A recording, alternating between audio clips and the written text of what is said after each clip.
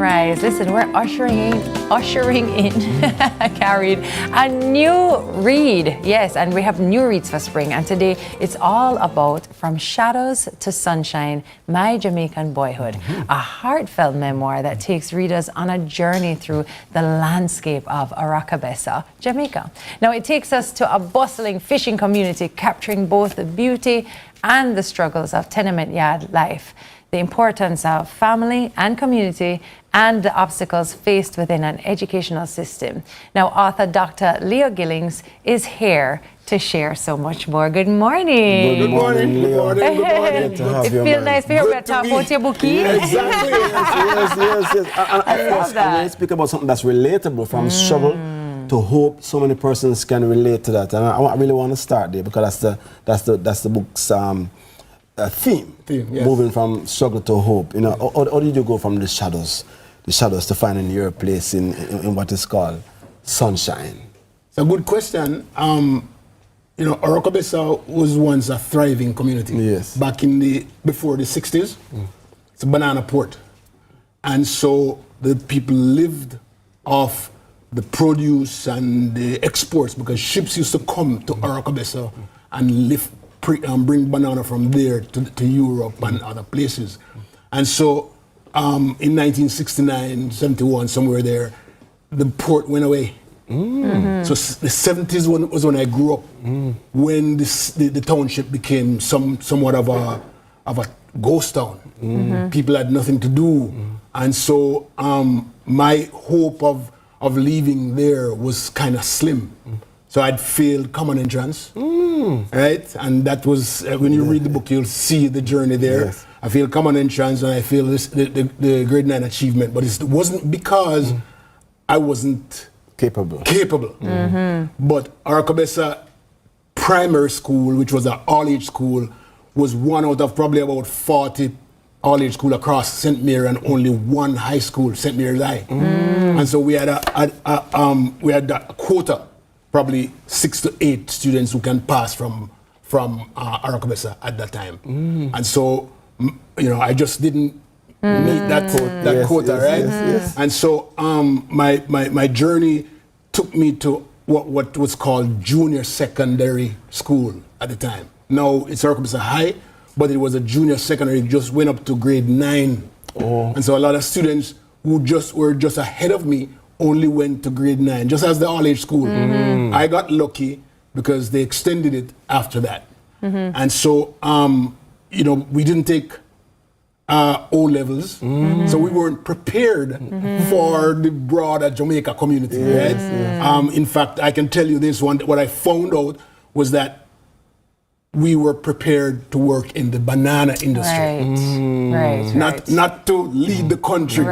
We were prepared to go to the ground and to the field and do everything. That's what it was. And so my journey, I got lucky when a teacher, Mrs. Waite, actually came over because she knew that I was capable. And she put an application in my hand and said, fill this out, don't ask any question. And I filled it out. 2 years later, I got a call from Sam Sharp Teachers College. But I did, you know, I had three choices in those days for the college that you want to go to. And there was Michael, Monig, and Sam Sharp. Michael would have been my first choice if I had O-level. Exactly, right? But I put it third. I really wanted to go to Michael. But Sam Sharp was a brand new college. I felt that I failed common entrance, I failed grade 9. Let me choose a college that, you know, is up and coming so that I can get a chance. And man, I got a chance and I just didn't look back there. You know, so the book is all about all the journeys through Aracabessa, all the little things that we did, things that most people don't want to talk about. Many people, when they go through their lives, because of the difficulties, because I grew up in a tenement yard situation where we had a latrine, we had a little kitchen with you know, and there's 6 rooms, 2 buildings, and each room, not each bedroom, no, each room had a family.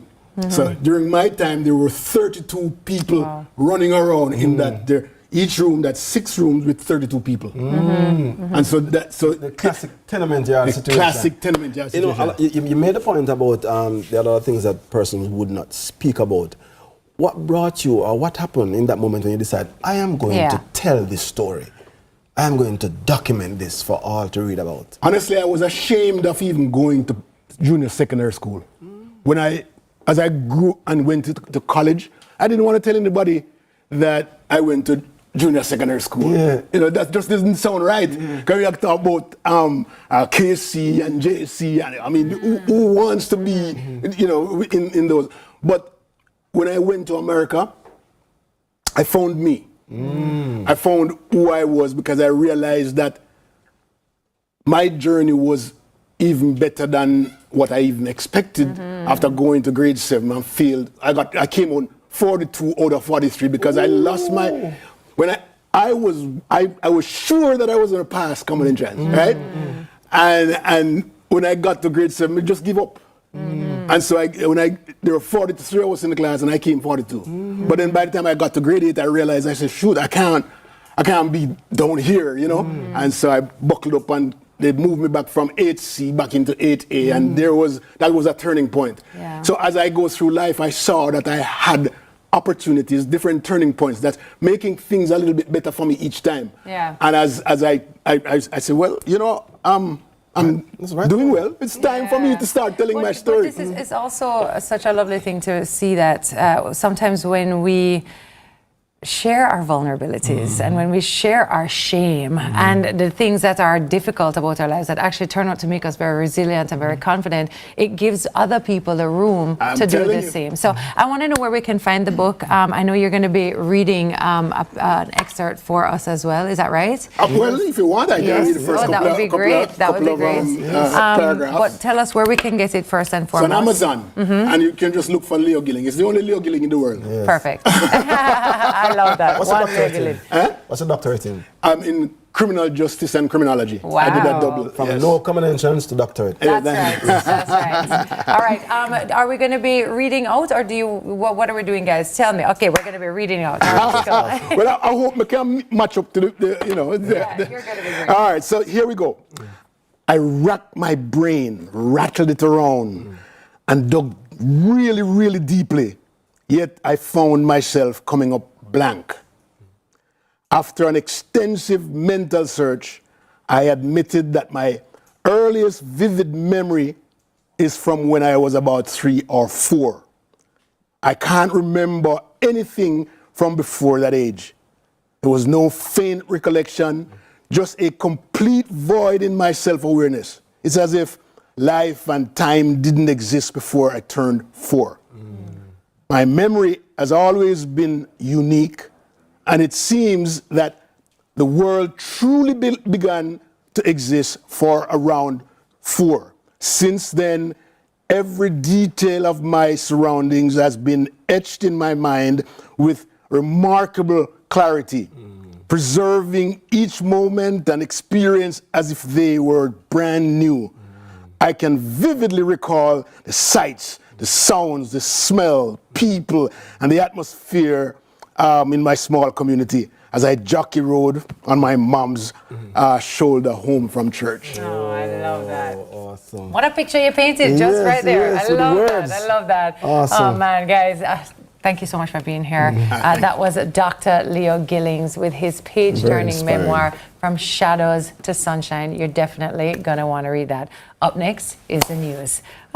Listen, I feel like I want you to read more and more and more. I love that. You should do an audiobook. I love that.